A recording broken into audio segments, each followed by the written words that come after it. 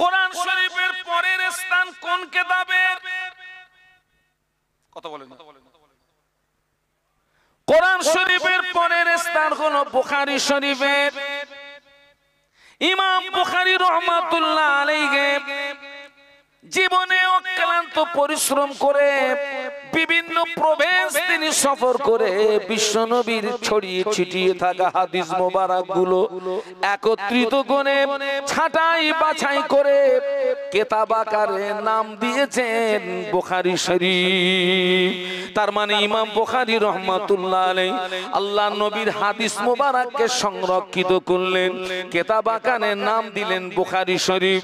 আল্লাহর নবীর হাদিস মুবারককে সম্মান করার কারণে, তাজিম করার কারণে, ইজ্জত করার কারণে ইমাম বুখারী রাহমাতুল্লাহ আলাইহি ইন্তেকালের পরে হুজুরের লাশ গোসল দেওয়া হলো, কাফনের কাপড় পরানো হলো, খাটিয়ায় করে লাশ জানাজা নামাজ পড়িয়ে কবরে শুইয়ে দেওয়া হলো।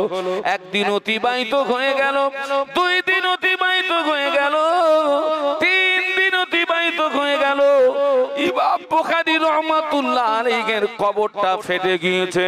কবরটা ফেটে গিয়ে ইমাম বুখারী রাহমাতুল্লাহ আলাইহির কবরের ভিতর থেকে আল্লাহ পাকের জান্নাতি খুশবু বার হচ্ছে।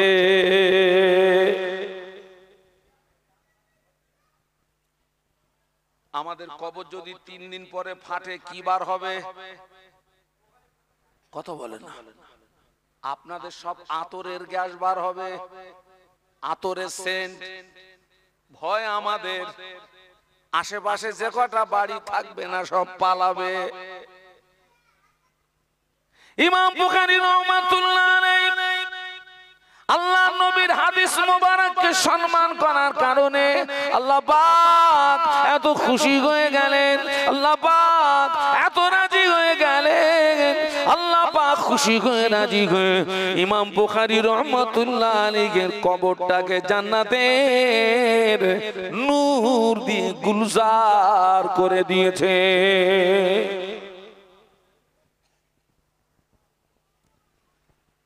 উম্মতে মুহাম্মাদিরা হচ্ছে সোনা ব্যবসায়ীর সমতুল্য।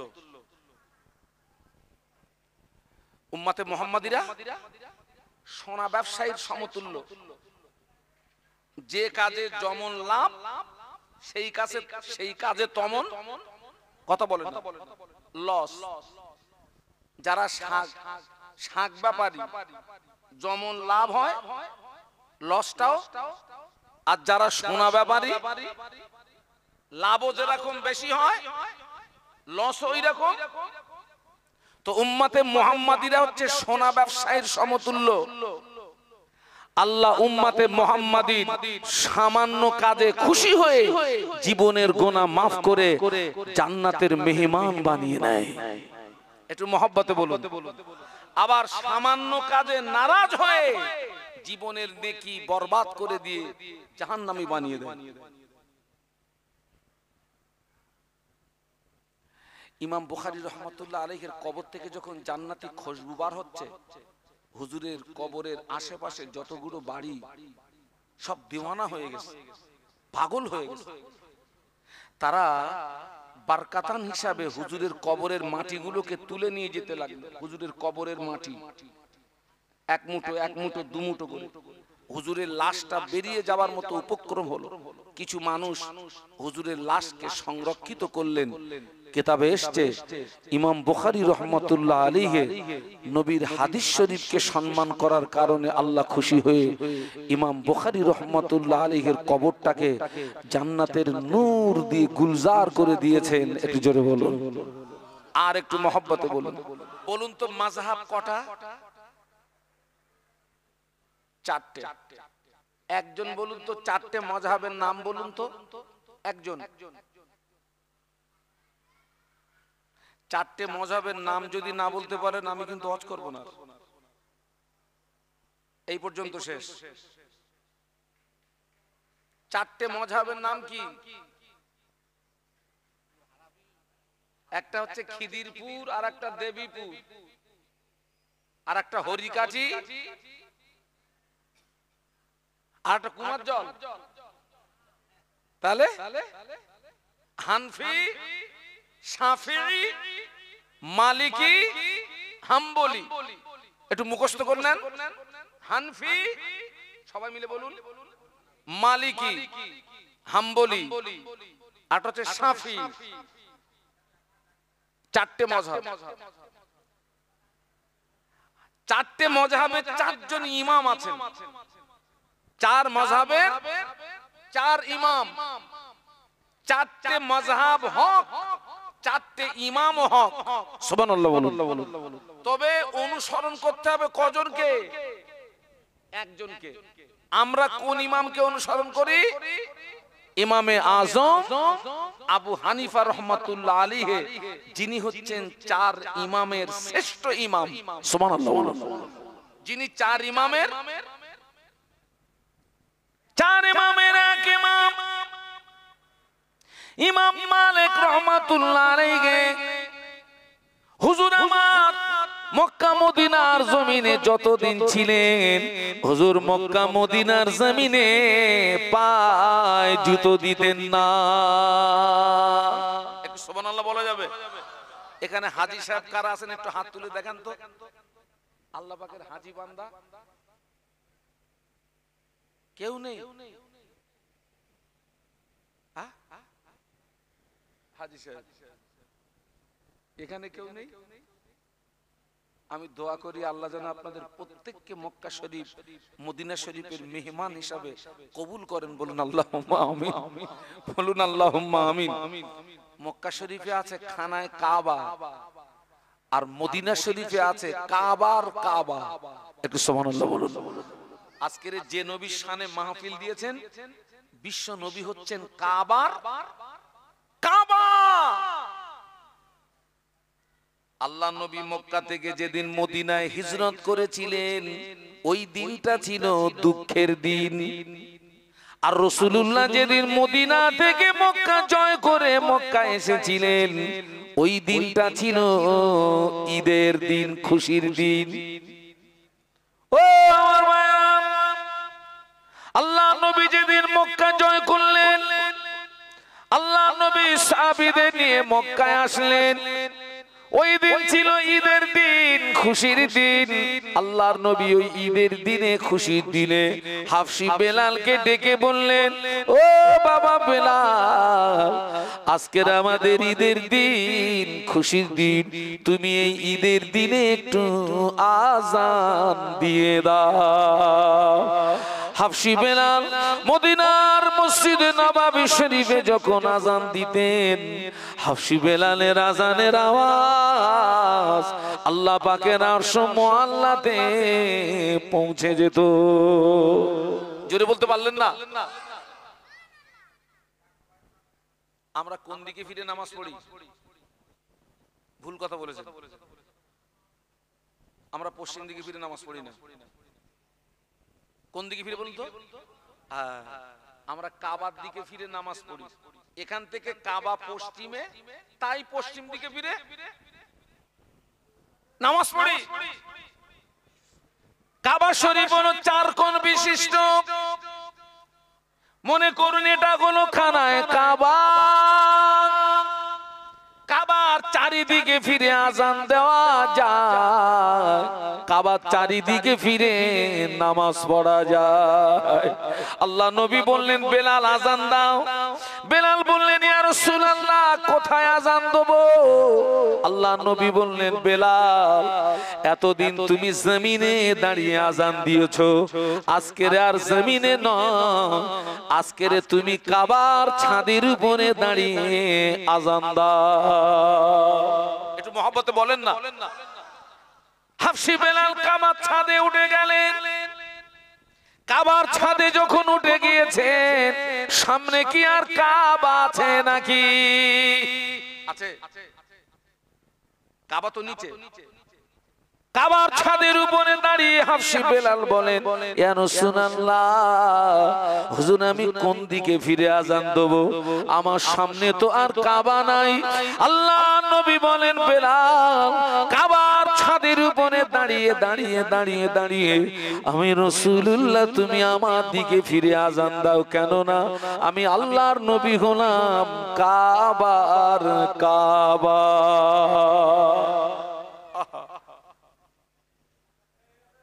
ইমাম মালিক যতদিন মক্কা মদিনার জমিনে ছিলেন পায়ে জুতো দিতেন না।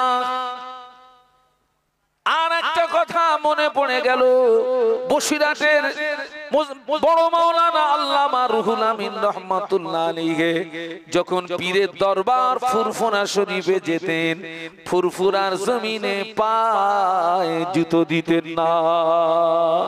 একটু সুবহানাল্লাহ বলেন না। আল্লামা রুহুল আমিন রাহমাতুল্লাহ আলাইহি জীবনে কোনোদিন ফুরফুরার জমিনে পায়ে জুতো দেননি। কিসের জন্য? পীরের সম্মানার্থে, পীরের তাজিমে। সুবহানাল্লাহ বলেন। আর আমরা কি করি? আমাদের ছেলেরা ফুরফুরা গিয়ে জামাত করে বিড়ি খায়, ফুরফুরায় গিয়েও নামাজ পড়ে না। বাস্তব বললাম না বাস্তব বললাম? ঢনঢন করে ঘুরতেছে, ঢনঢন করে ঘুরতেছে, দাদা হুজুরের ভক্ত। আল্লামা রুহুল আমিন রাহমাতুল্লাহ আলাইহি ফুরফুরার জমিনে পায়ে জুতো দিতেন না। মুজাদ্দিদুজ জামান বসিরহাটের বড় মাওলানাকে যখনই দেখতেন বসে থাকতেন না, অমনি দাঁড়িয়ে যেতেন। আল্লামা হুজুর বললেন, হুজুর আপনি আমার পীর, হুজুর আপনি আমার মুর্শিদ, হুজুর আপনি আমাকে দেখে দাঁড়ান কেন? আমার বড় লজ্জা হয়, আমার বড় শরম হয়। মুজাদ্দিদুজ জামান বলেছিলেন, ও বাবা বড় মাওলানা, আমি তোমাকে দেখে দাঁড়াই না বাবা, তোমাকে দেখে সম্মান করি না বাবা, তোমাকে দেখে তাজিম করি না বাবা। আল্লাহ পাক তোমার সিনায় যে ইলম দিয়েছে, আমি আবু বকর ওই ইলমে তাজিমে দাঁড়িয়ে যা।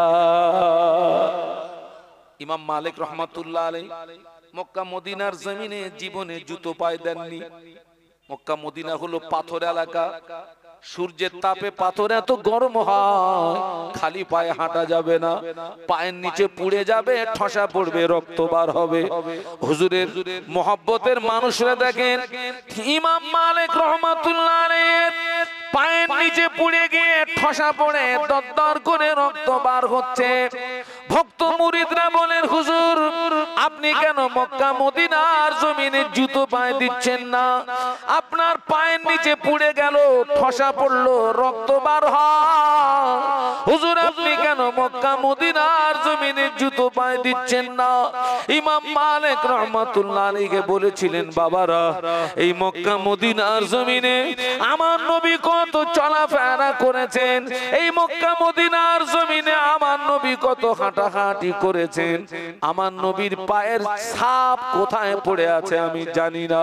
আমি যদি জুতো পায়ে দিয়ে হাঁটি, আমার জুতোটা যদি বিশ্ব নবীর নাকশে কদমের উপরে পড়ে যায়, নবীর সঙ্গে বেয়াদবি হবে। ও আমার সঙ্গী সাথীরা, আমার পা দুটো যদি অকেজ হয়ে যায়, তথাপি আমি মক্কা মদিনার জমিনে জুতো পায়ে দিতে পারবো না।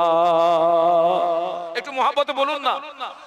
আচ্ছা, ওই ভালোবাসা যদি এক পাল্লায় রাখি আর আমাদের ভালোবাসা যদি আর এক পাল্লায় রাখি, আমাদের ভালোবাসা খুঁজে পাওয়া যাবে?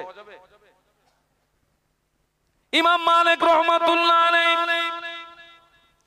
যতদিন মক্কার জমিনে ছিলেন ঘোড়ার পিঠে উঠতেন ঘুরতেন, ঘোড়ার পিঠে উঠতেন ঘুরতেন, কিন্তু মদিনার বর্ডারে যেই যেতেন ঘোড়ার পিঠ থেকে নেমে পড়তেন, মদিনার জমিনে ঘোড়ার পিঠে সওয়ার হতেন না, ঘোড়ার রশিটাকে ধরে খালি পায়ে হেঁটে হেঁটে মাজার মুকাদ্দাসের দিকে এগিয়ে যেতেন।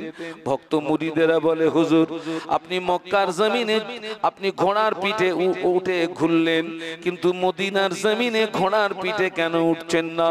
ইমাম মালিক বলেছিলেন, ও আমার সঙ্গী সাথীরা, এই মদিনার জমিনে আমার নবীর রওজা মুবারক, এই মদিনার জমিনে আমার নবীর মাজার মুকাদ্দাস, আমি যদি ঘোড়ার পিঠে উঠে ঘোড়াটাকে যদি ছুটিয়ে দিই, ঘোড়ার পায়ের আঘাতে মদিনার ধুলি বালিগুলো উঠতে শুরু করবে, মদিনার ধুলি বালু উঠতে থাকবে। একটা ধুলি কণা যদি নবীর মাজার মুকাদ্দাসে পৌঁছে যায়, নবীর সঙ্গে বেয়াদবি হয়ে যাবে। না না, যে মদিনার জমিনে নবীর রওজা মুবারক, ওই মদিনার জমিনে আমি ঘোড়ার পিঠে উঠতে পারবো না। একটু জোরে বলেন না। আমি নিজে চোখে দেখেছি, নিজে চোখে দেখেছি মক্কা মদিনার জমিনে হাজীদেরকে সিগারেট খেতে দেখেছি। কি খেতে দেখেছি? সিগারেট খাচ্ছে, বাথরুমের পাশে বসে বসে চুরি করে করে খাচ্ছে সিগারেট। আমার জীবনের প্রথম হজ হচ্ছে 2006 সালে, আর জীবনের দ্বিতীয় হজ হচ্ছে 2014 সালে। আর আল্লাহ 23 সালে আমাকে একটু উমরায় নিয়ে গেছিলেন। 2006 সালে আমি যে বিল্ডিং এ যে ঘরে ছিলাম, আমার একেবারে পাশের বেড বসিরহাট এলাকার একজন হাজী সাহেব আমাকে একদিন বলছে, হুজুর একটা কথা বলবো। কি বলুন? আবার বলছে, হুজুর বলবো। আমি বলুন, কি বলবেন বলুন। আমাকে বলছে, হুজুর একটু বিড়ি খাওয়া যাবে? আপনি বিড়ি এনেছেন? বললো, হ্যাঁ আমি এনেছি। বিড়িলে হজে গেছে। কি লেগেছে রে বাবা? আমি বললাম, আপনি যদি বিড়ি যদি খান, এই জায়গায় কবর দিয়ে বাড়ি যাবো। আপনি বার করে দেখেন। ইমাম মালিক রাহমাতুল্লাহ আলাইহি আল্লাহর নবীকে সম্মান করলেন, ইজ্জত করলেন, তাজিম করলেন। যারা নবীকে সম্মান করবে, নবীকে ভালোবাসবে, নবীকে মুহাব্বত করবে, আল্লাহ তাদের দুনিয়া আখিরাতে ইজ্জত সম্মান বাড়িয়ে দেবে। ওই ইমাম মালিক রাহমাতুল্লাহ আলাইহির ইন্তেকালের পরে হুজুরের লাশ গোসল দেওয়া হলো, কাফনের কাপড় পরানো হলো, খাটিয়ায় করে লাশ ময়দানে আনা হয়েছে, জানাজা নামাজ হবে। খালি আকাশের নিচে হুজুরের লাশটা রাখা, রৌদ্র তাপে ইমাম মালিকের কষ্ট হতে পারে। ইমানদাররা জীবিত অবস্থায় যে যে কারণে কষ্ট পায়, ইন্তেকালের পরে ওই ওই কারণে কষ্ট পায়। ইমাম মালিক রাহমাতুল্লাহ আলাইহি লাশ খালি আকাশের নিচে, ইমাম মালিকের কষ্ট হতে পারে। কিতাবের ভিতরে লেখা, আল্লাহ সৃষ্টি জীব পাখি, ঝাঁকে ঝাঁকে পাখি, তাদের দুটো করে ডানা মেলে দিয়ে ইমাম মালিক রাহমাতুল্লাহ আলাইহির লাশকে তারা ছায়া করে রেখেছিল। আরো জোরে বলো, পাখিরা ডানা মিলিয়ে ইমাম মালিক রাহমাতুল্লাহ আলাইহির লাশকে ছায়া করে রেখেছে।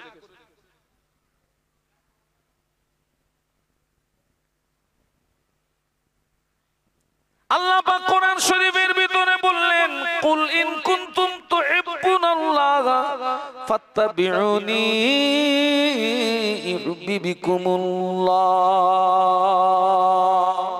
বলুন আল্লাহু আকবার, জবান খুলে বলুন।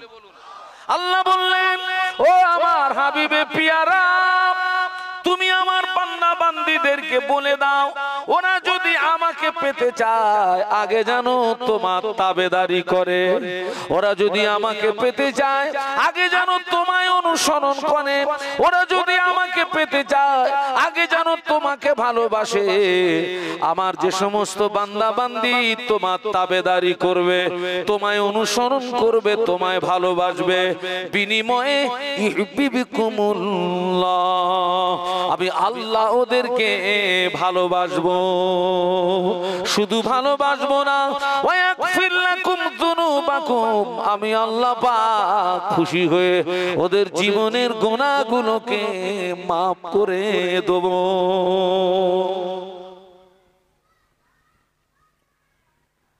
আজকের নবী দিবস উদযাপিত করতে বসছি আমরা। আমরা কিন্তু সকলে নবীর ভালোবাসার দাবিদার, না কি রে বাবা? সবাই নবীর ভালোবাসার দাবিদার, কিন্তু এই দাবির সত্যতা কতটা, এই দাবির বাস্তবতা কতটা? মৌখিক নবীর ভালোবাসার দাবি করা সহজ, আর ওই ভালোবাসাটাকে প্র্যাকটিক্যালে দেখানোটা খুব কঠিন আছে। মৌখিক নবীর ভালোবাসার দাবি করে নবী পাওয়া যাবে না, রব পাওয়া যাবে না, নাজাত পাওয়া যাবে না, জান্নাত পাওয়া যাবে না, প্র্যাকটিক্যালে আসতে হবে। নবী পাকের একজন সাহাবী আল্লাহ নবীকে জিজ্ঞাসা করেছিলেন, ইয়া রাসূলুল্লাহ, হাবিবাল্লাহ, মাতা সা, হুজুর কিয়ামত কবে হবে? একজন সাহাবী নবীকে কি জিজ্ঞাসা করলেন? ইয়া রাসূলুল্লাহ, হুজুর আপনি বলুন তো কিয়ামত কবে হবে? ও আমার মায়েরা, আল্লাহ নবী ওই সাহাবীকে ঘুরিয়ে জিজ্ঞাসা করেছিলেন, ও বাবা সাহাবী, তুমি কিয়ামতের সংবাদ নিচ্ছ, কিয়ামতের খবর নিচ্ছ, কিয়ামতের জন্য কি অর্জন করেছো বলো, কিয়ামতের জন্য কি সঞ্চয় করেছো বলো।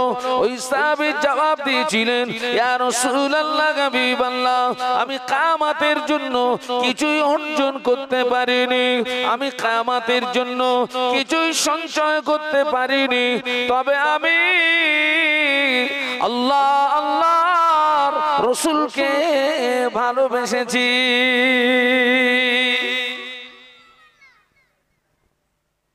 আমি কিয়ামতের জন্য কিচ্ছু অর্জন করতে পারিনি, কিচ্ছু আমার নেই, তবে আমি আল্লাহ আল্লাহ রাসূলকে। ও আমার বাবা, আল্লাহ নবী ওই সাহাবীকে ঘুরিয়ে বলেছিলেন, ও বাবা সাহাবী, তোমার দাবি যদি সত্য হয়, তোমার দাবি যদি সত্য হয়, আমি আল্লাহ নবী বলছি কিয়ামতের ময়দানে ওই দাবি তোমাকে নাজাত করিয়ে দেবে। দাবি যদি কি হয় বলুন বলুন, সত্য হয়। মানে আমরা যে নবীর ভালোবাসার দাবি করছি, এই দাবির সত্যতা প্রমাণ করাতে হবে বাবা। সহজ না কঠিন? খুব কঠিন আছে দাবির সত্যতা। আল্লাহ নবী ১৫০০ বছর আগে জানিয়ে দিলেন, লা ইউমিনু আহাদুকুম হাত্তা আকুনা আহাব্বা ইলাইহি মিন ওয়ালিদিহি ওয়া ওয়ালাদিহি ওয়ান নাস আজমাইন। আল্লাহ নবী বললেন, তোমরা ততক্ষণ পূর্ণাঙ্গ মুসলমান হতে পারবে না যতক্ষণ না পর্যন্ত তোমার পিতা, তোমার সন্তান, সমস্ত মানুষ অপেক্ষা আমি রাসূলুল্লাহ আমাকে না ভালোবাসবে, ততক্ষণ পর্যন্ত পূর্ণাঙ্গ মুসলমান হতে পারবে না। আচ্ছা, আমরা কি সত্যি আমাদের পিতা, আমাদের সন্তান, সমস্ত মানুষ অপেক্ষা সত্যি কি আমরা নবীকে ভালোবাসতে পেরেছি? বলুন, কথা বলুন। না না না না না।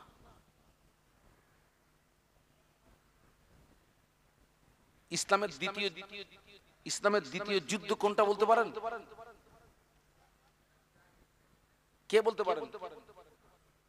আরে আমি আপনাদেরকে কিছু কিছু কথা জিজ্ঞাসা করছি, অসুবিধা নেই তো?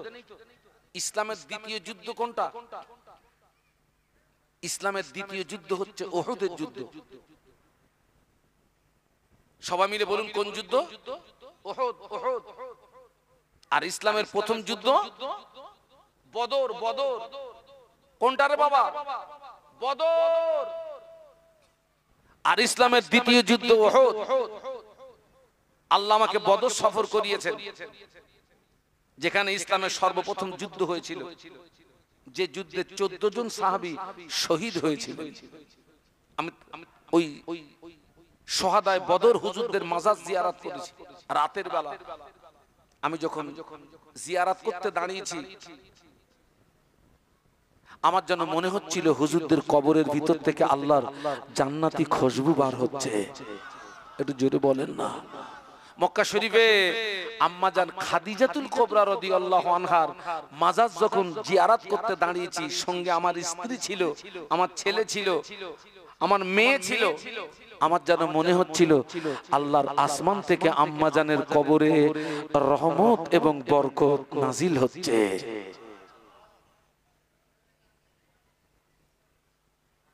আল্লাহ রাসূল কি বলেছেন? তোমরা ততক্ষণ পূর্ণাঙ্গ মুসলমান হতে পারবে না যতক্ষণ না পর্যন্ত তোমার পিতা, তোমার সন্তান এবং সমস্ত মানুষ অপেক্ষা আমাকে না ভালোবাসবে।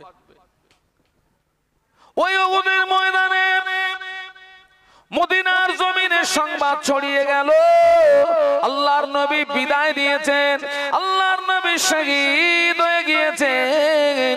মদিনার জমিনে সংবাদটা যখনই ছড়িয়ে পড়ল, ওই মদিনার একজন মহিলা ঘর থেকে বেরিয়ে উহুদের ময়দানের দিকে ছুটতে শুরু করেছেন। কিছু রাস্তা যাওয়ার পরে একজন ব্যক্তির সঙ্গে দেখা হলো। আল্লাহর বান্দা জিজ্ঞাসা করেন, ও মহিলা কোথায় যাও? বলে আমি উহুদের ময়দানে যাই। আল্লাহর বান্দা বললেন, ও মহিলা, উহুদের ময়দানে যেতে হবে না, তোমার আব্বা জান উহুদের ময়দানে শহীদ হয়ে গিয়েছেন। আল্লাহর বান্দি ওই মহিলা বলেছিলেন, ও আল্লাহর বান্দা, আমার স্বামী শহীদ হলো, আমার আব্বা জান শহীদ হলো, কি কে শহীদ হলো ওটা আমার জানার দরকার নাই, আগে আমাকে বলো না বিশ্বনবীর সংবাদ কি? একটু জোরে বলতে পারলেন না, মুহাম্মদে বলতে পারলেন না। আমরা হলে আগে কার খবর নিতুম? আমার বাপ কেমন আছে? আর বাপ জানতো আছে না মরে গেছে? মহিলা কি বলছেন? আমার বাপ শহীদ হয়েছে ওটা আমার জানার দরকার নেই, আগে বলো আমার নবীর সংবাদটা কি? একটু জোরে বলো। ওই মহিলা আরো কিছুটা এগিয়ে গেলেন, আবার একজন সঙ্গে দেখা হলো। ওই প্রতীক বলে, মহিলা কোথায় যাও? বলে আমি উহুদের ময়দানে যাই।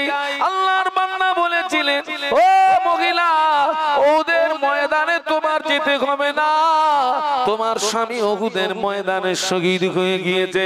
ওই মহিলা বলেছিলেন, ও আল্লাহর বান্দা, আমার স্বামী শহীদ হলো, কি কে শহীদ হলো ওটা আমার জানার দরকার নাই, আগে বলো না বিশ্বনবীর সংবাদ কি?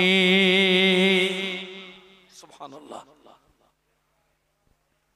আরো কিছুটা রাস্তা এগিয়ে গেলেন, আবার একজন ব্যক্তি বলে, মহিলা কোথায় যাও? বলে আমি উহুদের ময়দানে যাই। আল্লাহর বান্দা বললেন, ও মহিলা, উহুদের ময়দানে তোমার যেতে হবে না, ওই উহুদের ময়দানে তোমার দুইটি সন্তান শহীদ হয়ে গিয়েছে। ওই উহুদের ময়দানে তোমার দুইটি সন্তান শহীদ হয়ে গিয়েছে।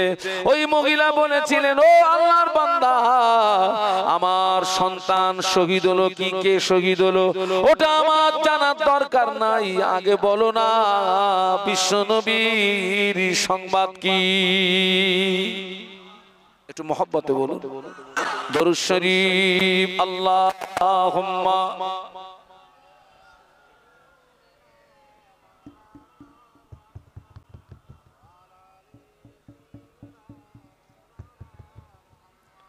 জোরে জোরে আল্লাহুম্মা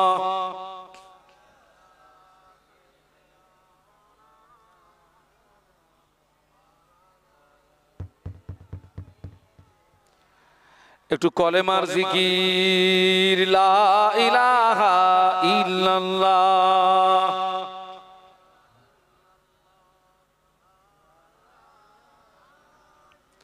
লা ইলাহা ইল্লাল্লাহ। ইল্লাল্লাহু মুহাম্মাদুর রাসূলুল্লাহ। বলো লা ইলাহা ইল্লাল্লাহ।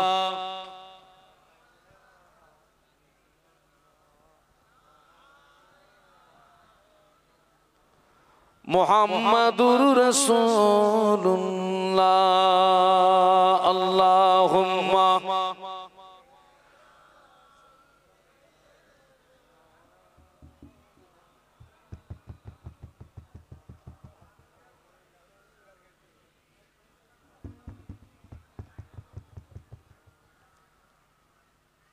मेरे आँखों के पुतली में जलवा मोहम्मद का, मेरे दिल के आईने में नक्शा है मोहम्मद का। कोई जन्नत में जाएगा, कोई दोज़ख में पहुंचेगा। मदीने की तरफ दौड़ा दीवाना मोहम्मद का। अल्लाहुम्मा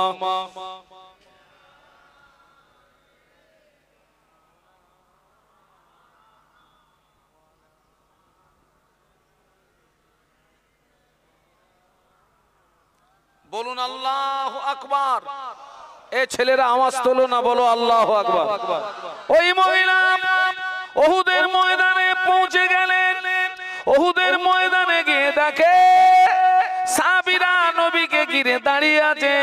ওই মহিলা বিশ্ব নবীর নিকটস্থ হয়ে আল্লাহ নবীকে সালাম দিয়ে বলেছিলেন, ইয়া রাসূলুল্লাহ, হাবিবাল্লাহ, এই উহুদের ময়দানে আমার আব্বা জান শহীদ হয়ে গিয়েছেন, আমার স্বামী শহীদ হয়ে গিয়েছেন, দুইটি সন্তান শহীদ হয়ে গিয়েছেন। আব্বা মরা শোক, স্বামী মরা শোক, দুটো সন্তান মরা শোক অন্তর থেকে ধুয়ে মুছে সাফ হয়ে গিয়েছে। হুজুর, আপনি জীবিত আছেন, এটা হলো মুসলমানের জীবনের বড় সান্ত্বনা।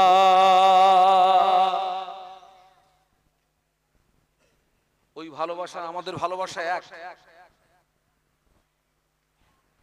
আল্লাহ পাক কোরআন শরীফের ভিতরে বলেছেন, মা আতাকুমুর রাসূলু ফাখুযুহু ওয়া মা নাহাকুম আনহু ফান্তাহু।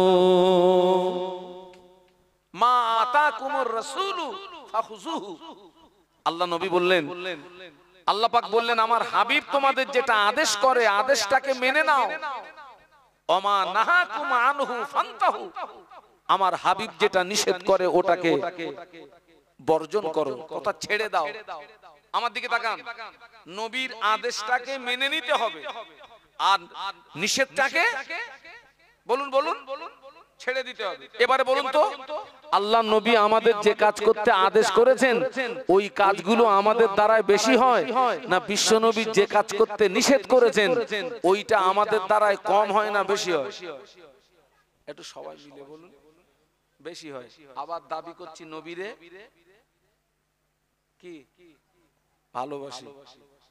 আমি কিন্তু হাই সুগারের রোগী। আমি কারোর যদি সুগার ধার লাগে আমার কাছ থেকে বললে আমি দিতে পারবো। সুগারের শত্রু হচ্ছে মিষ্টি। সুগারের শত্রুকে আবার সুগারের বন্ধু হচ্ছে মিষ্টি। শত্রুও মিষ্টি, বন্ধুও। তো সুগারের বন্ধু কি করে হলো মিষ্টি? সুগার যখন ফল করে তখন কিসের দরকার হয়? মিষ্টি খাও, সুগার উঠবে। সুগার উঠবে। এখন আমার সুগার ফল করেছে, কাছে মিষ্টি নেই, মন চাচ্ছে একটু রসগোল্লা খাবো। সুগার ফল করেছে মানে এই সুযোগে একটু মিষ্টি খেলেই মন চেয়েছে রসগোল্লা খাবো, কাছে পয়সাও নেই, আশেপাশে কোনো দোকানও নেই। তো আমি ব্যাগের ভিতর থেকে ডায়েরি বার করলাম আর ব্যাগের ভিতর থেকে পেন বার করলাম। করে ওই ডায়েরির একটা পৃষ্ঠা নিয়ে কলম দিয়ে লিখলাম র দন্তস্ব গয়কার লয় লয় আকা। কি হলো? কথা বলে না। ওইটা লিখে ডায়েরির পৃষ্ঠা ছাড়তেছি। সুগার উঠবে না হুজুর মরবে? আরে সুগার উঠবে না হুজুর মরবে? আমরা নবীরে ভালোবাসি, তবে এই ডায়েরির কাগজে লিখে সাদার বোতল।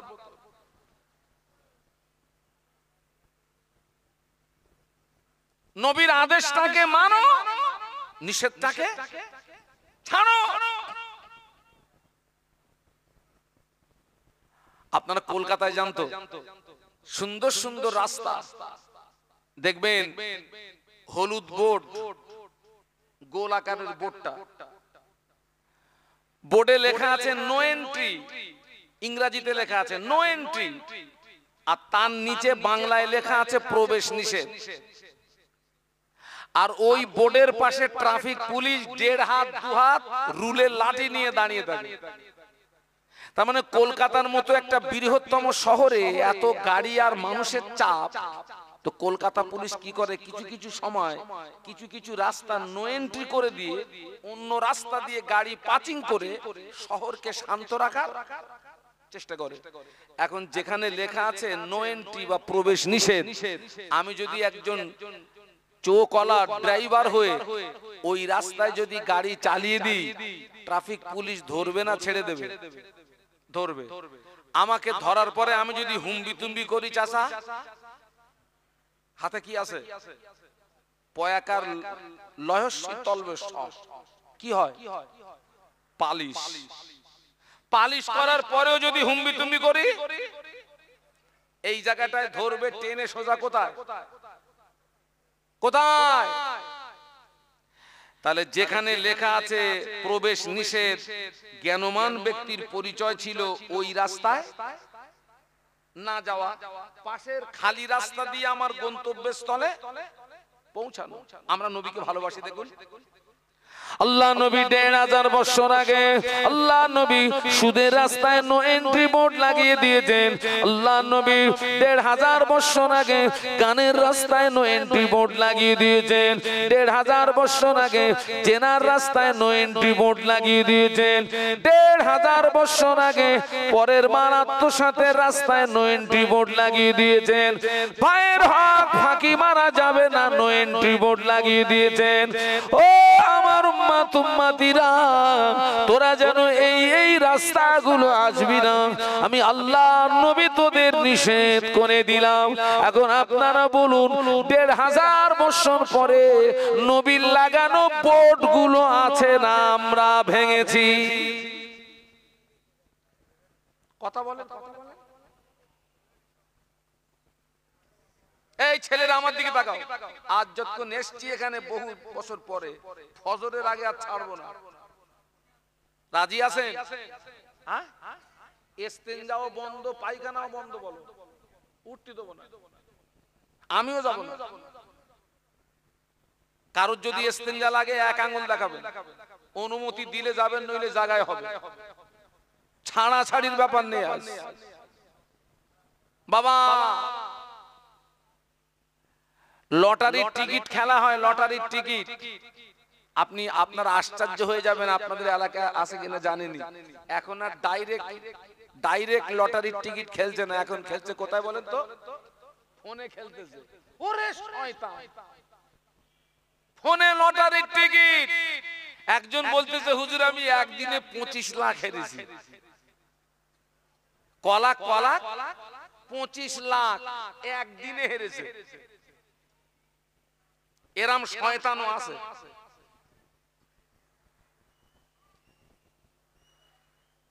পুরো শেষ করে ফেলেছে সমাজ।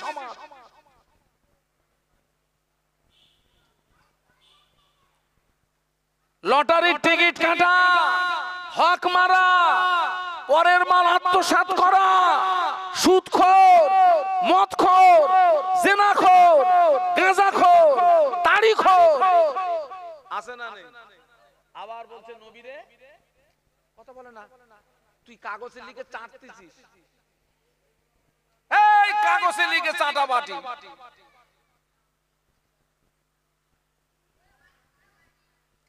আল্লাহ নবী যখন পৃথিবীর জমিনে আসলেন, আচ্ছা আপনারা তো সারা জীবন শুনেছেন, বলুন তো আল্লাহ নবীর দুধ মা কজন? না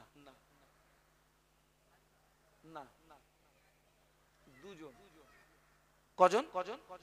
দুজন। আল্লাহর নবী ভূমিষ্ঠ হওয়ার এক সপ্তাহের ভিতরে ভিতরে আল্লাহর নবীকে দুধ পান করিয়েছিলেন সুয়াইবা নামক একজন মহিলা। তারপরে রাসূলুল্লাহকে নিয়ে গেলেন আম্মা হালিমাতুস সাদিয়া।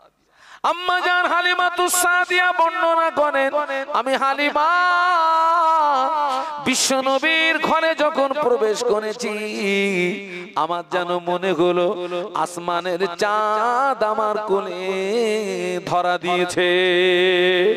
আম্মা জান বর্ণনা করেন, আমি এতিম নবীকে নিয়ে আমার ডান স্তনটা এতিম নবীর মুখে যেই না দিয়েছি, এতিম মুহাম্মদ সুন্দরভাবে আমার ডান স্তনের দুধ পান করলো। আমি হালিমা আমার বাম স্তনটা শিশু মুহাম্মাদের মুখে যতবার দিয়েছি, শিশু মুহাম্মদ ততবার মুখটাকে ঘুরিয়ে নেয়। যতবার বাম স্তনটা দিই ততবার মুখটাকে ঘুরিয়ে নেয়। ও আমার মায়েরা, আম্মা হালিমাতুস সাদিয়ার একটা সন্তান ছিল, যিনি হচ্ছেন রাসূলুল্লাহর দুধুভাই, যিনি হচ্ছেন রাসূলুল্লাহর দুধুভাই।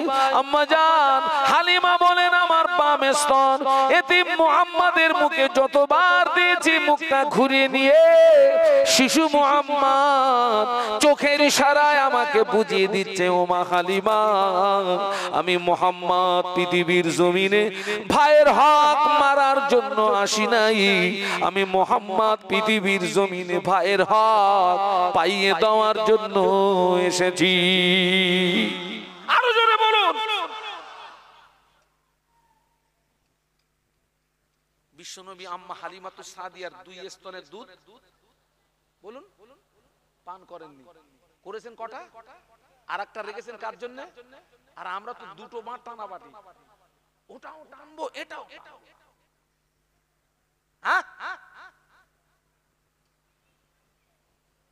দুটো বাঁট না হলে আমাদের তো ভরে না। রাগ হচ্ছে নাকি? কেটে দেন কথা, স্টেজ থেকে নেমে যাবো। আমি 27 বছর হজ করছি। আমি তো রাত জেগে জেগে বুড়ো হয়ে গেছি। আমি আমার দেশের বাড়ি গেলে অনেকে আমাকে চিনতে পারে না।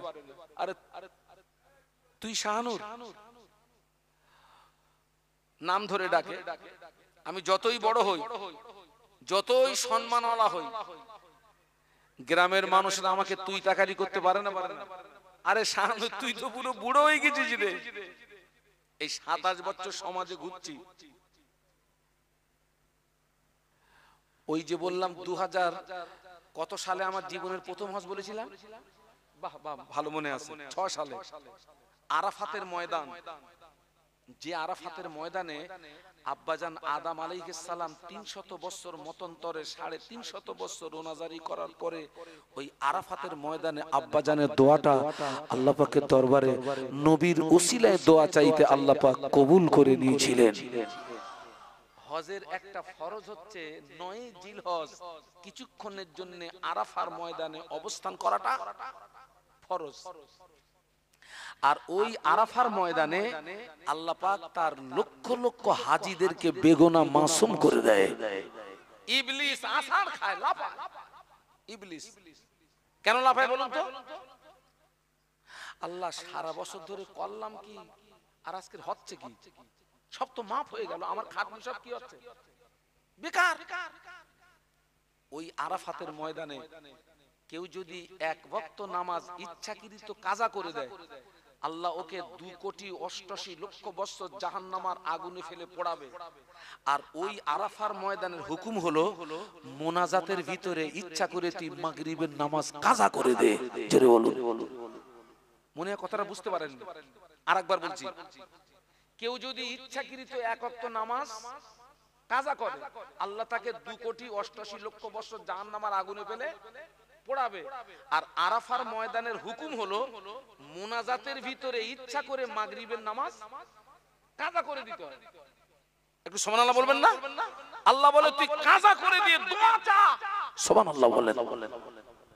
যে আরাফাতের ময়দানে প্রতি মুহূর্তে হাজির দোয়া কবুল হয়, তো আমরা ওই আরাফাতের ময়দানে বসে আছি, যে যার ধ্যানে মশগুল।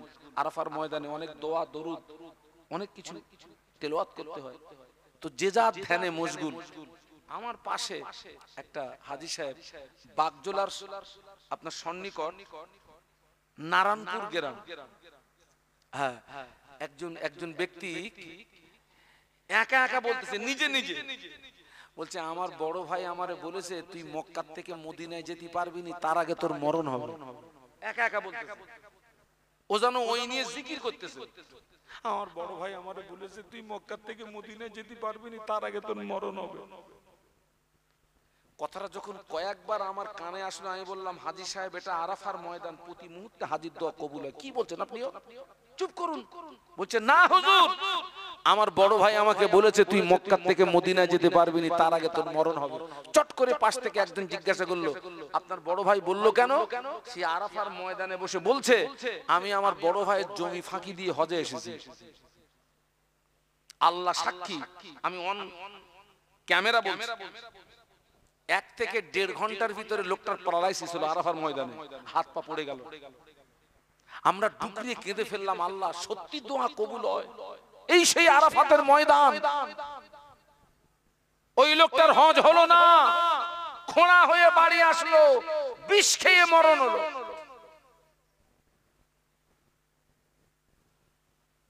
অবাক হয়ে যাবেন, নিউ টাউন 1 কাঠা জায়গা বিক্রি হয়েছে 90 লক্ষ টাকা।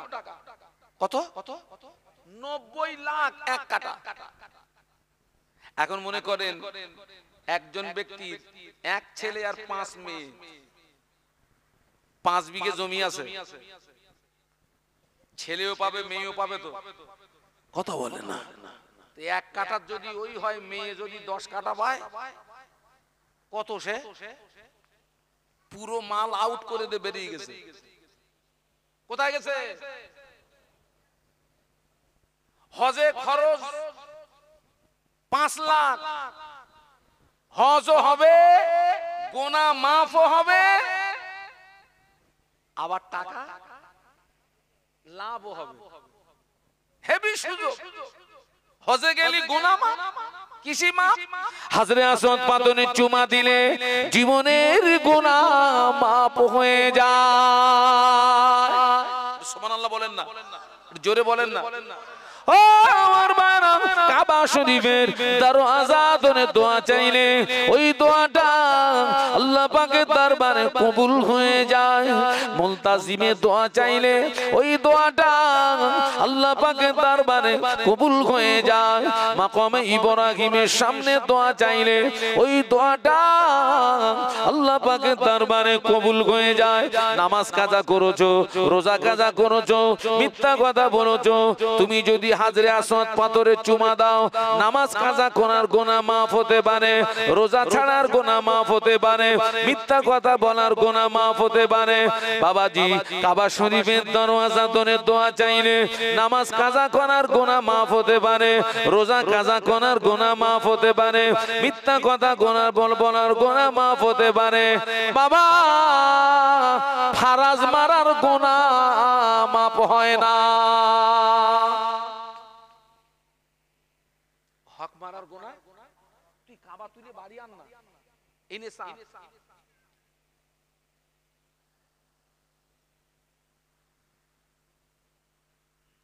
আজকের নবী দিবস উদযাপিত করছি। বিশ্ব নবী আম্মা হালিমাতুস সাদিয়ার একটা স্তন পান করে আরেকটা স্তনে মুখ না দিয়ে বিশ্ববাসীকে একটা শিক্ষা দিয়ে গেছেন। একটু জোরে বলুন। সেই শিক্ষাটা আমার ভিতরে কোথায়? আমার কথা বুঝতে পারছেন না? পারছেন না? তুমি একটাই সন্তুষ্ট, ভাইয়েরটাও টানতেছো কেন?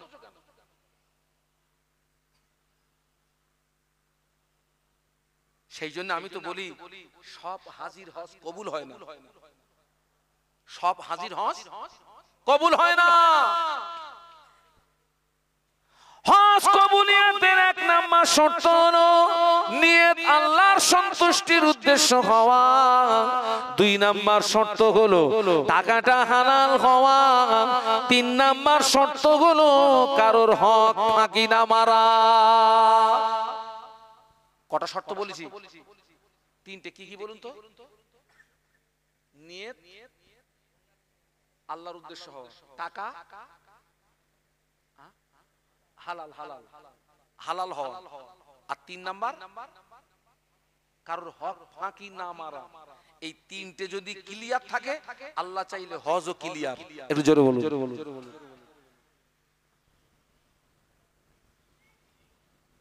9 জিলহজ প্রতিটা হাজীকে মিনার ময়দানে 3টে জায়গায় পাথর মারতে হয়। একটু বলুন আল্লাহু আকবার। প্রত্যেকটা হাজীকে 9 জিলহজ মিনার ময়দানে, হাজী সাহেব কটা জায়গায়?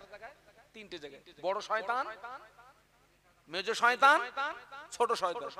এই দেখেন ওখানে কিন্তু শয়তান বাঁধা নেই বলে আল্লাহ রে। ওখানে গিয়ে দেখি কেউ কেউ দেখতেছি পাথর না মেরে জুতো খুলে চালাচ্ছে। তার মানে ও দেখতেছে শয়তান বাঁধা, এরা আজকে মেরে বাড়ি যাবো, জুতো খুলে চালাচ্ছে।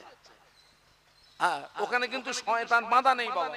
ওর ব্যাকগ্রাউন্ডের ইতিহাস হচ্ছে হযরত নবী ইব্রাহিম খলিলুল্লাহ আল্লাহর হুকুমে বেটা ইসমাঈল আলাইহিস সালামকে যখন মিনার ময়দানে কুরবানি করতে যাচ্ছিলেন, ওই 3টে জায়গায় ইবলিস আল্লাহর পয়গম্বরকে ধোঁকা দিয়েছিল আর আল্লাহর পয়গম্বর ইবলিসকে আঘাত করেছিলেন। সেই আল্লাহর পয়গম্বরের স্মৃতি রক্ষার্থে ওই 3টে জায়গায় হাজীকে পাথর মারতে হয়। মূলত তুমি পাথরটা মারো এই নিয়াতে, এই পাথরের আঘাতে যেন আমার নফসের শয়তানি ধ্বংস হয়। সুবহানাল্লাহ বলুন। একটা পিলিয়ারের গোড়ায় 21টা করে পাথর মারতে হয় টোটাল। একটা পিলিয়ারের গোড়ায় কটা? 21। 3 21 63। হজের পিরিয়ডে লক্ষ লক্ষ হাজী পাথর মারে। হজের পিরিয়ডে ওই পাথর তুলে নিয়ে যাওয়ার অনুমতি নাই। হজের পিরিয়ডে হাজীদের মারা পাথর সরিয়ে নিয়ে যাওয়ার অনুমতি নাই। আমার মনে প্রশ্ন জাগলো, পাথর যদি তুলে না নেওয়া হয়, এত হাজী পাথর মারে, এখানে তো পাথরের পাহাড় হয়ে যাওয়ার কথা, এখানে তো পাথরের টিলা হয়ে যাওয়ার কথা। হাজী সাহেবের কাছে শুনে দেখেন ওখানে পাথরের পাহাড় নাই, ওখানে পাথরের টিলা নাই। আমার মনে প্রশ্ন জাগলো, আল্লাহ এত পাথর গেল কোথায়? কিতাব খুলে দেখি হুজুর আল্লামা রুহুল আমিন রাহমাতুল্লাহ আলাইহি একটা কিতাব লিখেছেন। ওই কিতাবটার নাম হলো হাজ্জে মাসাইল। ওই কিতাবের ভিতরে লিখেছেন যে হাজীর হজ আল্লাহ পাকের দরবারে কবুল হয়ে যায়, যে হাজীর হজ আল্লাহ পাকের দরবারে মকবুল হয়ে যায়, ওই হাজীর মারা পাথর আল্লাহর ফেরেশতারা নিয়ে চলে যায়। যে হাজীর হজ কবুল হয় না, ওদের পাথরগুলো ওখানে পড়ে থাকে। ওখানে গিয়ে দেখি কত পাথর পড়ে আছে বাবা। আমার মনে হচ্ছিল আল্লাহ এতে এই পাথরগুলো হলো ছাড়া পাটির পাথর।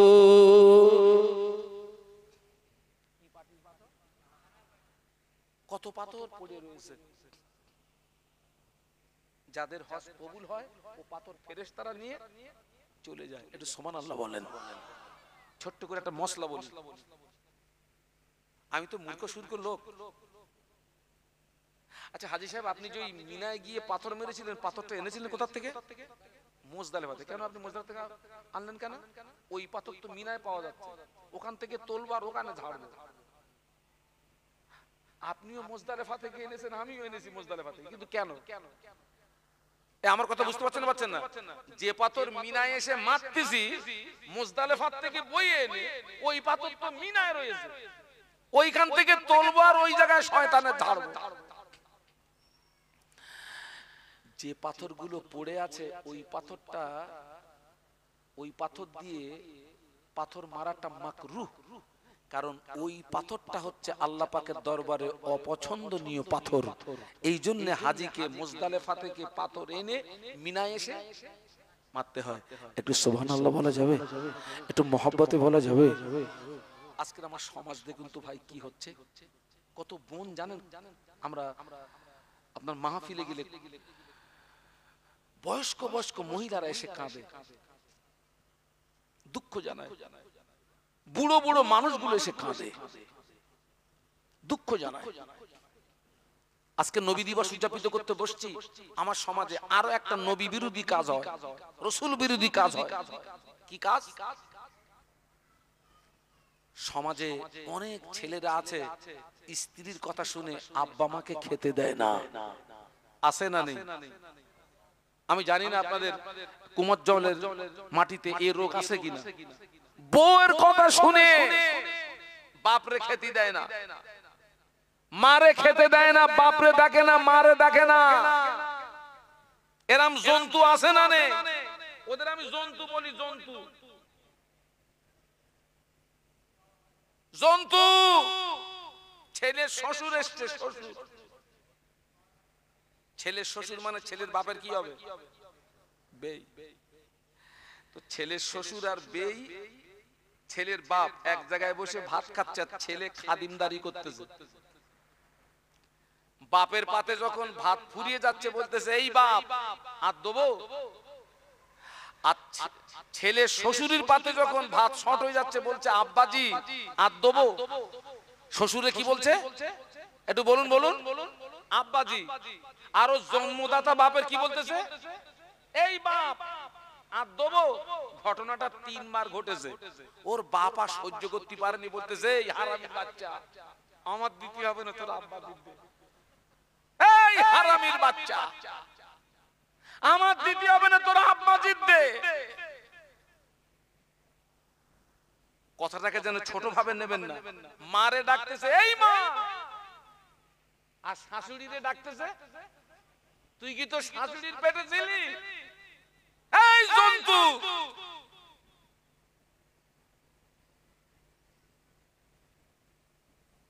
আল্লাহ নবী সাহাবীদের নিয়ে বসে আছেন। হঠাৎ একজন বৃদ্ধা মহিলা আল্লাহ নবীর কাছে আসছেন। আল্লাহ নবী ওই বৃদ্ধা মহিলাকে দেখে আল্লাহ নবী দাঁড়িয়ে গেলেন। জোরে বলতে পারলেন না? মহব্বতে বলতে পারলেন না? আল্লাহর পরের স্থান কার? সেই নবী দাঁড়াচ্ছেন একজন বৃদ্ধা মহিলাকে দেখে। কথাটা সহজ না কঠিন? আশ্চর্য ব্যাপার। সাহাবীরা অবাক হয়ে গেলেন, কে মহিলা? ওই মহিলা যখন বিশ্বনবী নিকটস্থ হলেন, আল্লাহ নবী গায়ে চাদর মোবারকটা খুলে বাজ করে বাজ করে বাজ করে আল্লাহ নবী জমিনে বিছিয়ে দিলেন। আল্লাহ নবী জমিনে বিছিয়ে দিলেন। ওই বৃদ্ধা মহিলা আল্লাহ নবী নিকটস্থ যেই না হলেন, আল্লাহ নবী বৃদ্ধা মহিলার হাতটাকে ধরে চাদর মোবারকের উপরে বসিয়ে দিলেন। সাহাবীরা অবাক হয়ে যায়, কে মহিলা? সাহস তো কম নয়। আল্লাহ নবী চাদর মোবারকের উপরে বসে ওই মহিলার সঙ্গে আল্লাহ নবী কথোপকথন করলেন। কিছু সময় পরে মহিলা বিদায় নিয়ে চলে গেলেন। সাহাবীরা জিজ্ঞাসা করলেন, ইয়া রাসূলুল্লাহ, হাবিবাল্লাহ, এই মহিলাকে আমরা চিনলাম না। আমি আল্লাহ নবী, যাকে দেখে আপনি দাঁড়িয়ে গেলেন, আপনি আল্লাহ নবী, আপনার গায়ে চাদর মোবারকটা খুলে বাঁধ করে বসার ব্যবস্থা করে দিলেন, তার সঙ্গে কথোপকথন করলেন। হুজুর, ওই মহিলাকে আমরা চিনতে পারলাম না। আল্লাহ নবী কাঁদো কাঁদো নয়নে বলেছিলেন, ও আমার সাহাবীরা, আমি রাসূলুল্লাহ আমার আব্বাকে পাই নাই, আমি রাসূলুল্লাহ আমার মায়ের সেবা যত্ন বেশি দিন পাই নাই। ওই বৃদ্ধা মহিলা আমার অন্য কেউ নয়, ওই বৃদ্ধা মহিলা হলো আমার দুধমা হালিমাতু সাদিয়া। আরো জোরে বলেন না। আজকের এই নবী দিবসের মাহফিল থেকে এই শিক্ষাটা নাও।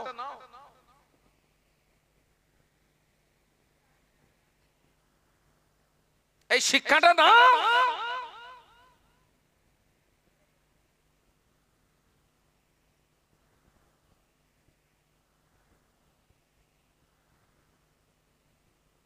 আল্লাহ রাসূল বলেছেন হুমা জান্নাতুকা ওয়া নারুকা, তোমার আব্বা মা তোমার জন্য জান্নাত, তোমার আব্বা মা তোমার জন্য জাহান্নাম। আজকে কি হচ্ছে সমাজে, ছেলে আয় করতে শিখে বাপরে আর দাম দেয় না, বুড়ো হয়ে গেছে। হ্যাঁ, জওয়ান যুবকদের বলে যাচ্ছি, আজকের এই নবী দিবসের মাহফিল থেকে এই শিক্ষাটা নাও যে আমি আমার আব্বা আম্মার সঙ্গে খারাপ আচরণ করব না। বলুন ইনশাআল্লাহ। কাদের কাদের বাপ মা জ্যান্ত আছে একটু হাত তুলে দেখাও তো, জ্যান্ত আছে কাদের, হাত নামাও। তোমার আব্বা মা তোমার জন্য বড় নেয়ামত, যাদের হারিয়ে গেছে ঘানটা ওরা বুঝতেছে। দাঁত থাকতে দাঁতের মর্যাদা বোঝো। যারা আব্বা মাকে কষ্ট দেয়, মায়ের মনে কষ্ট দেয়, মায়ের মনে ব্যথা দেয়। আমার সময় সময় মনে হয় একটা দোয়া করি, শুধু শরীয়তে জায়েজ নেই বলে দোয়াটা করতে পারেনি। যারা মায়ের মনে কষ্ট দেয়, মায়ের মনে ব্যথা দেয়, মায়ের মনে চোখে পানি বার করে, আমার মনে হয় নামাজের পাটিতে বসে দোয়া করি, আল্লাহ ওই মদ্দা লোকগুলোর পেটে তুমি বাচ্চা দাও। ওর মাঝে ওকে 10 মাস 10 দিন পেটে করে কত কষ্ট করে রেখেছিল, এই কষ্টটা বোঝাতে গেলে ওর পেটে বাচ্চা আসার দরকার আছে। ঘানটা বোঝ। ও ছেলেরা, ও কুমার জনের যুবকেরা, ও কুমার জনের জওয়ানেরা, শুনে রাখো, তাম পৃথিবীর জমিনে যত আলেম, আলেমের দোয়া কবুল হবে গ্যারান্টি নাই। ইমাম সাহেবের দোয়া কবুল হবে গ্যারান্টি নাই। মুফতি সাহেবের দোয়া কবুল হবে গ্যারান্টি নাই। পীর সাহেবের দোয়া কবুল হবে গ্যারান্টি নাই। হতেও পারে নাও পারে, হতেও পারে নাও পারে, 50-50 আলেমের দোয়া, ইমামের দোয়া, মুফতি সাহেবের দোয়া, পীর সাহেবের দোয়া, সুফি সাহেবের দোয়া, আল্লাহ পাকের দরবারে যেতে গেলে কিছু পর্দা পেরিয়ে পেরিয়ে পেরিয়ে পেরিয়ে পেরিয়ে পেরিয়ে যাবে, যাবে তার কোনো গ্যারান্টি নাই, যাবে তার কোনো নিশ্চয়তা নাই। ও কুমার জনের জওয়ানেরা, ও কুমার জনের যুবকেরা, আব্বা মা যদি দোয়া চান, আব্বা মা আল্লাহর মাঝখানে কোনো পর্দা থাকে না, আব্বা মা আল্লাহর মাঝখানে কোনো পর্দা থাকে না। মা বাপের দোয়া, আব্বা আম্মার দোয়া, পিতা মাতার দোয়া, মা বাপের দোয়া, আব্বা আম্মার দোয়া, পিতা মাতার দোয়া সরাসরি আল্লাহ পাকের দরবারে কবুল হয়ে যায়। পায়ে ধরে বলে গেল, আমার আব্বা মা নেই, কষ্টটা এখন বুঝতে পারছি। আব্বা আম্মা যখন জীবিত ছিলেন, সংসারে অভাব, আব্বা ভালো জামা লুঙ্গি পরতে পারেনি, মা ভালো শাড়িটা পরতে পারেনি, ভালো খাবারটা খেতে পারেনি। আল্লাহ তো এখন হাজার হাজার টাকা রোজগার দেয়। আব্বা মা যদি বেঁচে থাকতেন, ওদের একটু খাই খেদমতটা করতাম, সেই সুযোগটা নাই। তবে একটা কাজ, যাদের আব্বা আম্মা কবরে, ওদের দায়িত্ব একটা, 5 ওয়াক্ত নামাজ পড়ো আর দোয়া চাও, রব্বির হামহুমা কামা রব্বায়ানি সগীরা, রব্বির হামহুমা কামা রব্বায়ানি সগীরা। ও যুবকেরা, ফজরের নামাজ পড়েই দোয়া করো। ফজরের দোয়া যদি আল্লাহ ফিরিয়ে দেয়, জোহরের নামাজ পড়ে তোমার আব্বা মার জন্য দোয়া করো। জোহরের দোয়া যদি ফিরিয়ে দেয়, আসরের নামাজ পড়েই দোয়াটা করো। আসরের দোয়া যদি ফিরিয়ে দেয়, মাগরিবের নামাজ পড়ে দোয়া করবি, আমার আল্লাহ তোর দোয়াকে আর ফিরিয়ে দেবে না। সব সন্তানের চোখের পানি নাকের ডগায় আসার আগে আল্লাহ পাকের রহমতের দরিয়ায় জোশ মেরে যা। সুবহানাল্লাহ বলুন না, একটু মহব্বতে বলুন না। তাকবীর দেন না, নারায়ে তাকবীর। আরো জোরে বলুন, নারায়ে তাকবীর। ওই সাহাবী জিজ্ঞাসা করেছে, হুজুর কিয়ামত কবে হবে? সেই বলেছিলেন, মনে আছে? আল্লাহ নবী কি বলেছিলেন? না, আল্লাহ রাসূল বললেন, তুমি কিয়ামতের খবর নিচ্ছ, কিয়ামতের জন্য কি অর্জন করেছো? আর সাহাবী বললেন, হুজুর আমি কিচ্ছু অর্জন করতে পারিনি, তবে আল্লাহ আল্লাহ রসুলকে। আল্লাহ নবী বললেন, তোমার দাবি যদি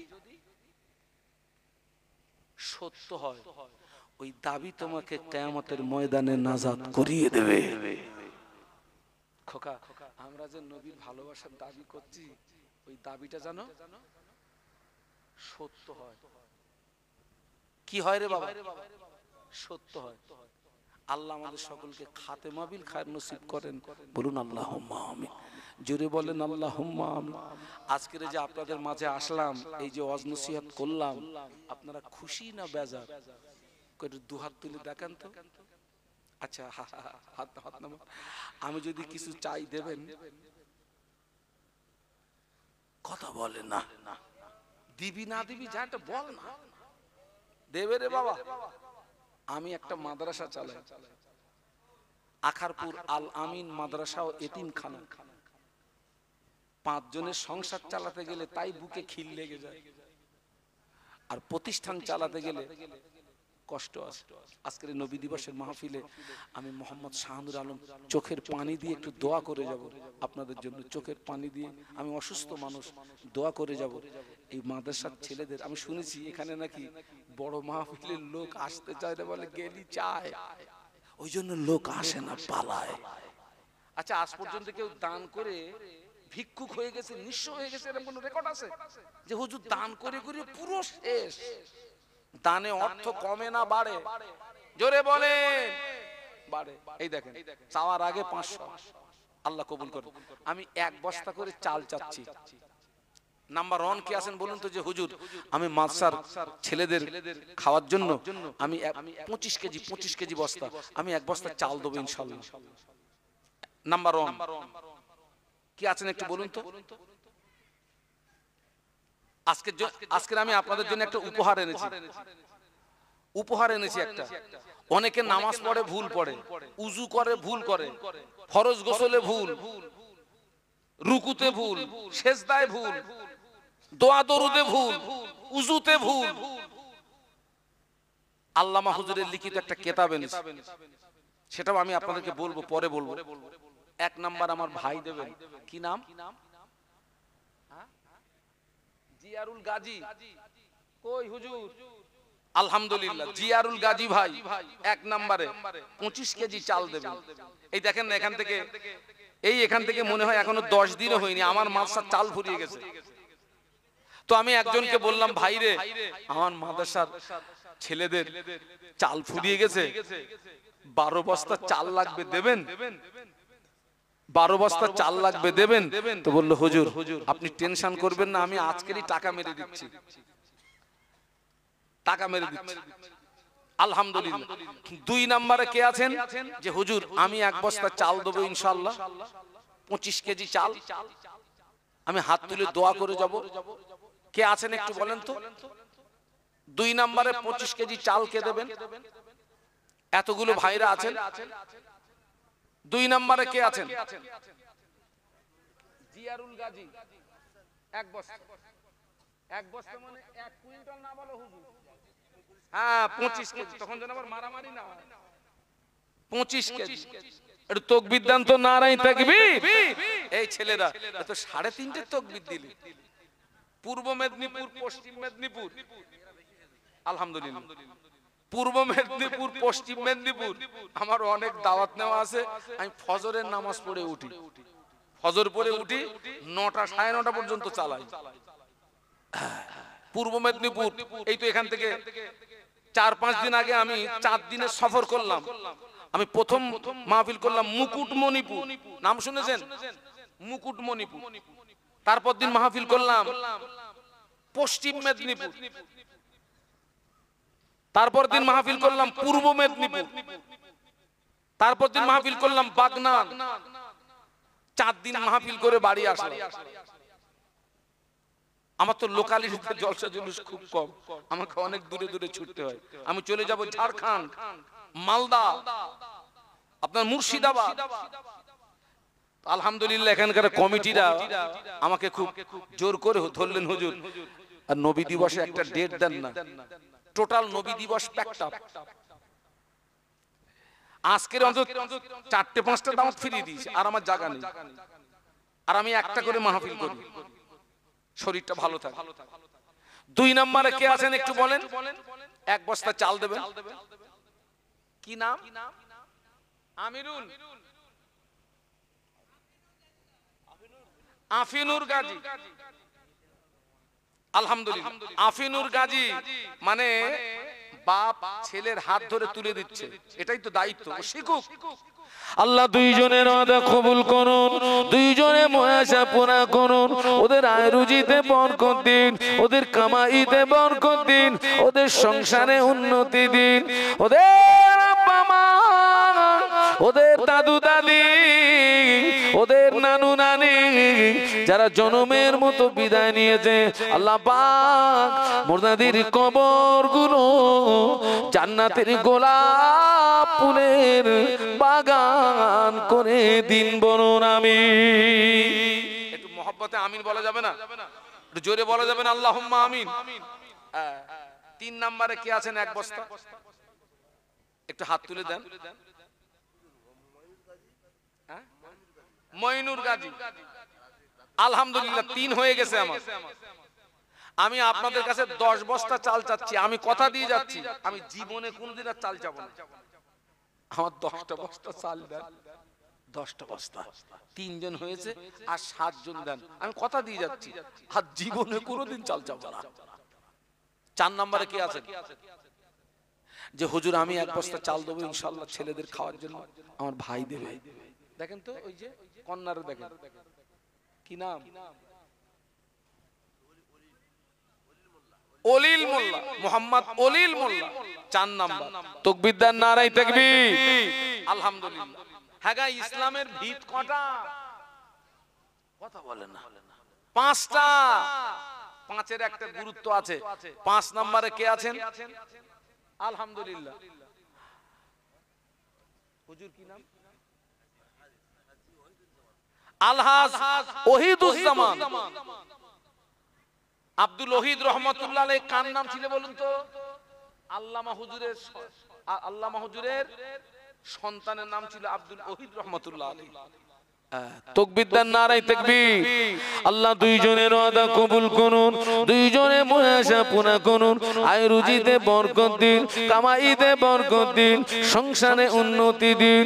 ওনাদের আব্বা মা, ওনাদের দাদু দাদি, ওনাদের নানু নানি যারা জনমের মতো বিদায় নিয়েছে, আল্লাহ পাক ওনাদের কবরগুলো জান্নাতের গোলাপ ফুলের বাগান করে দিন বলুন আমিন। আলহামদুলিল্লাহ 5 হয়েছে।